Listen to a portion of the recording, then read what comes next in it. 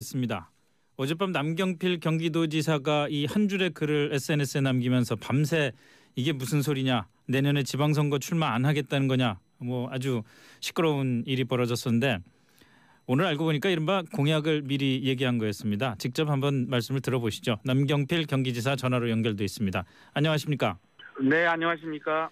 저도 말이죠. 어제 그 밤에 집에 들어가서 보셨어요? 여기저기 SNS를 뒤져보다가 갑자기 그게 뚝 떴어요. 그래서 네. 딱 보고서 이제 사실은 제 일감은 이분이 평소에 안 그러실 분인데 또 과음을 해서 실수하셨구나. 이걸 어떡하나.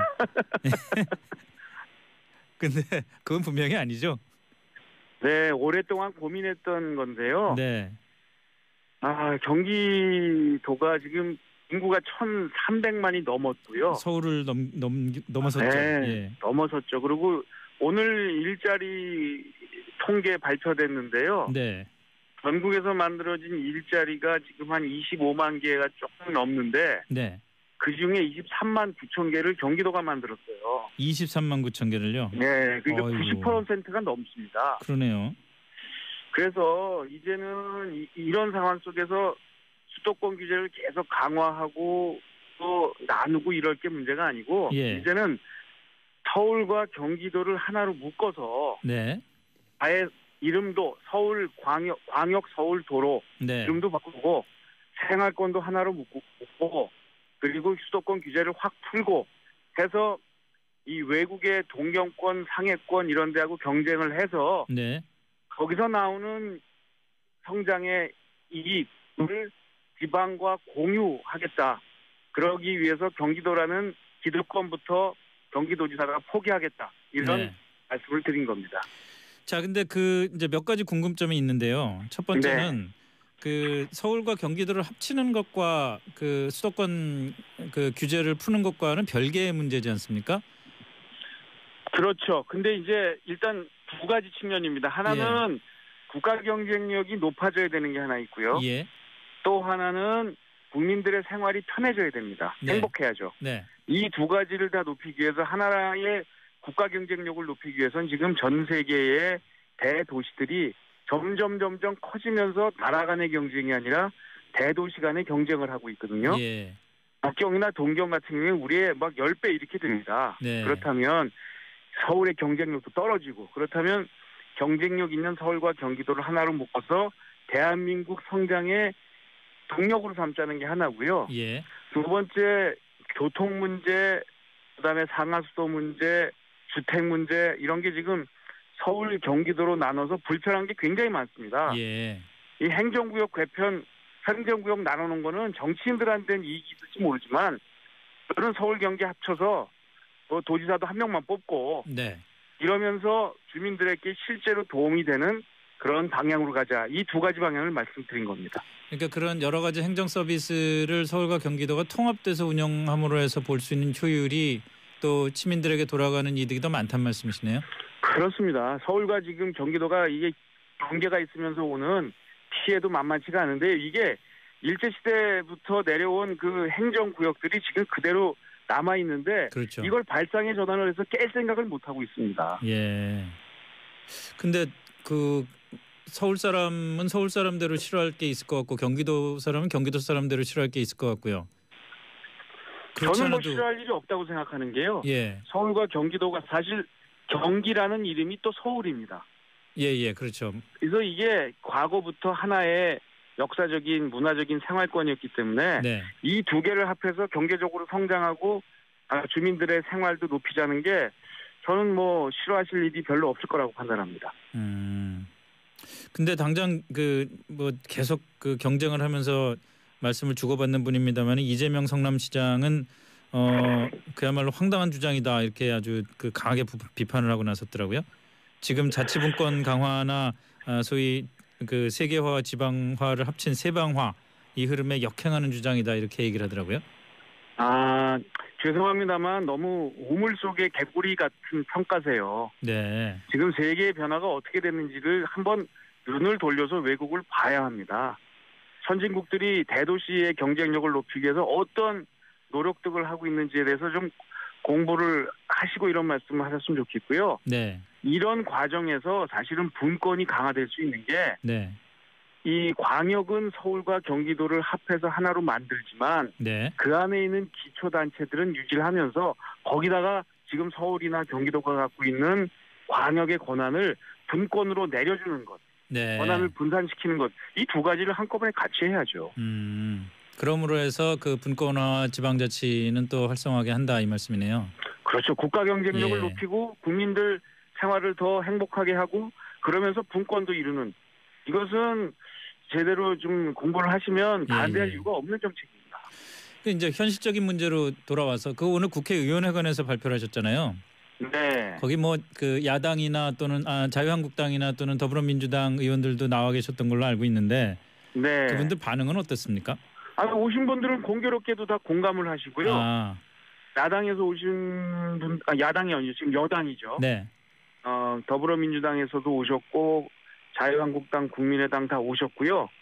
거기서도 다 찬성을 하시고 또 하나 고무적이었던 거는 사실은 비수도권 저 영남 쪽에서 오신 의원님께서도 네. 이 이익을 수도권 규제를 철폐하자고만 주장해서는 안 되지만 네. 그 이익을 실제로 지역 비수도권의 지역의 발전을 위해서 실질적인 이익 공유의 방법을 제가 좀 제시를 했는데요. 그런 방법이라면 충분히 논의하고 찬성한다는 그런 의견을 밝혔습니다. 앞으로 뭐 그게 실현이 되려면은 난관이 많죠. 일단 경기도지사, 서울시장 이렇게 이런 것을 찬성하시는 분들이 힘을 합해서 네. 내가 시장되고 내가 도지사 되면 먼저 기득권 포기하고 통합하겠다라고 예. 한다면 못할 게 없겠죠. 알겠습니다. 그 당장 벌어질 수 있는 일이 아니기 때문에 계속 지켜보면서 얼마나 여론이 형성되는지 저도 한번 보겠습니다. 자, 네. 그 정치 쪽으로 좀 얘기를 돌려서 몇 가지 좀 질문을 드리겠습니다. 네. 지금 바른정당의 유승민 대표는 국민의당 안철수 대표와 통합을 하기 위해서 불철주야 열심히 달리고 있는 중인데 네. 남지사께서는 사실은 보수 통합이 먼저라고 말씀을 하셨잖아요. 그래서 네. 혹시 이게 자유한국당 쪽하고 좀 더 가깝게 얘기를 해보려는 것 아닌가 하는 그 생각도 하고 그랬는데 정작 자유한국당의 홍준표 대표는 남지사님 보고 배신자라면서 싸워서 이길 새 적임자를 데려오겠다 이러더라고요. 예, 하여튼 저 홍준표 대표님은 좀 말씀이 좀 과격하시잖아요. 그리고 평소에 좀 그러시죠? 예, 그리고 또 말씀도 또 이렇게 자주 바뀌시더라고요. 그래서 그런 말씀에는 제가 일일이 대답은 안 했고요. 네.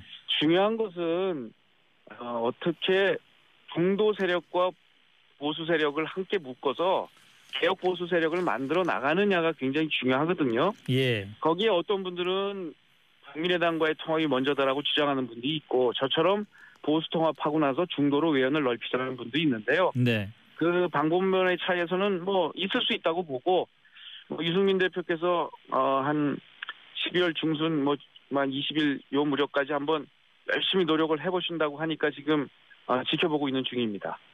그냥 지켜만 보십니까? 도와주시지는 않고요? 일단 국민의당과의 통합은 노력하시고 그렇게 보수 통합 쪽으로 이제 유승민 대표께서 또 한번 해보자 하면 같이 얼마든지 도와서 하겠습니다. 예.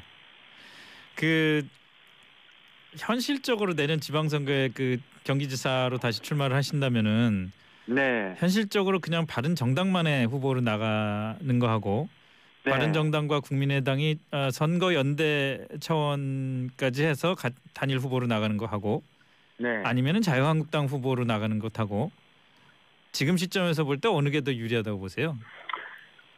이런 거죠. 어차피 이제 문재인 정부가 지금 이제 출범을 해서 연정이나 협치를 하지는 않았어요. 네. 그러다 보니까 어쩔 수 없이 이제 구도가 지금 여야 대결 또 보수 진보 이렇게 지금 세 대결로 가고 있기 때문에 네. 사실은 저는 참 아쉽습니다. 이번에 연정 협치를 하셨으면 좋을 텐데 이미 선택은 대통령께서 다른 방향을 하셨다면 이제 남아있는 것은 지방선거를 앞두고 통합을 할 것이냐 야권을 네. 아니면 지방선거가 끝나고 다음 총선이나 대선을 앞두고 할 것이냐의 선택이 남아있다고 보는데요. 네. 지방선거를 앞두고 야권 통합 또는 연대가 이루어진다면 충분히 선거에는 유리하지 않을까. 그리고 이것은 결국은 지금 하느냐 아니면 지방선거 이후에 총선을 앞두고 대선을 앞두고 할 거냐의 이런 시차의 문제라고 생각이 듭니다. 네. 알겠습니다. 마지막으로 질문 하나만 좀 더 드리겠습니다. 네. 지금 검찰의 이른바 적폐청산 수사와 관련해서 네. 남 지사께서 현 정부의 적폐청산 드라이브가 에 대해서 문제를 제기하면서 문재인 대통령에게 문 대통령이 돌 던질 자격이 있냐, 겸손하라 이런 지적을 하셨더라고요. 네. 수사를 그만하라는 얘기신가요? 그러니까 이 수사는 누가 하면 되냐면 검찰이 하면 되고요. 네.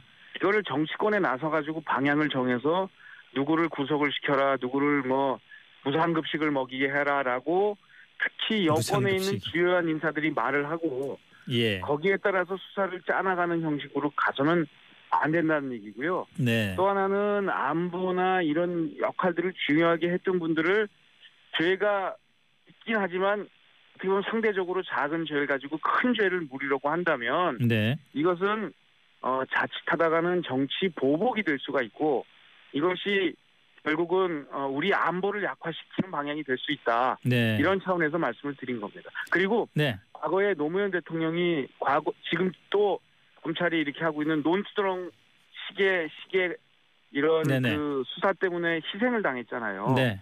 그런 거 없어져야죠 이제는요. 알겠습니다. 자, 오늘 말씀 여기까지 듣겠습니다. 오늘 고맙습니다.